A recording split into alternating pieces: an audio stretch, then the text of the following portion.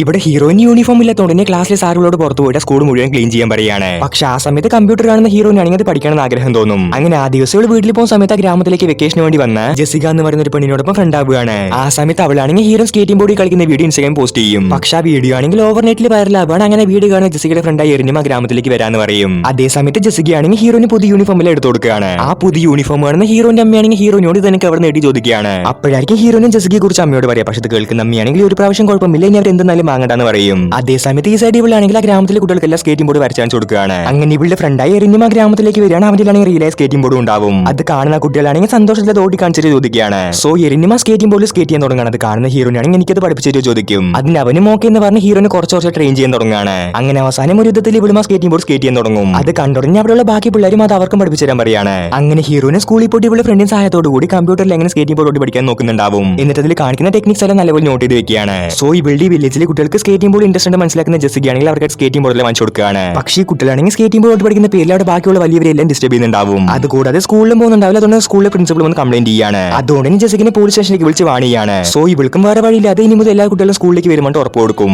എന്നാൽ ജെസിക്കാണെങ്കിൽ ആ കുട്ടികളെ സ്കേറ്റിംഗ് പഠിപ്പിക്കണം ആഗ്രഹം ഉണ്ടാകും. പക്ഷെ അങ്ങനെ ചെയ്യുന്ന അറിയുന്നുണ്ടാവില്ല. ഇവളുടെ ആഗ്രഹം നടന്നോ ഇല്ലെന്ന് അറിയാതെ ക്ലൈമാക്സ് കമന്റ് ചെയ്യുക. ആൻഡ് ഓൾസോ ഈ വീഡിയോക്ക് ലൈക്കും ചെയ്യുക.